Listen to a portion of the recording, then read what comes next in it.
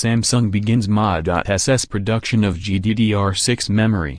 Graphics cards may be in short supply, but that is not stopping Samsung Electronics from pushing forward with the next generation of memory products. The South Korean giant has begun mass production of 16 Gbps GDDR6. Samsung's new memory is built on a 10 nanometers class process that allows for double the density of its previous generation 8 Gbps GDDR5 built on a 20 nanometers process. Producing the 10 nanometers memory also brings a 30% boost to manufacturing productivity due to the reduced process size. Each pin on the chip is capable of 18 Gbps, while the entire piece of memory can push through 72 GB per second. Another large improvement over the previous generation is a reduction in voltage.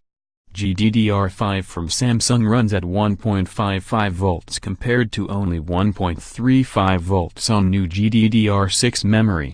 Power consumption is reduced by approximately 35% as a result.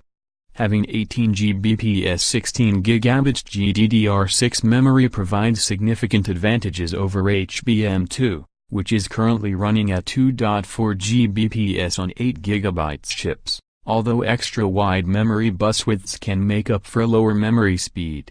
Virtual reality, 8K video processing and artificial intelligence applications can all greatly benefit from the increase in high-speed memory.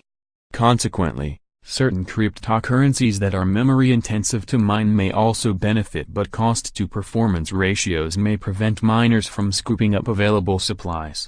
In terms of real-world availability, there is no word from AMD or Nvidia about next-generation graphics cards.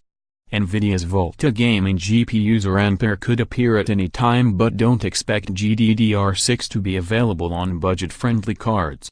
AMD's Navi could also appear in 2018, but there is a chance that more Vega cards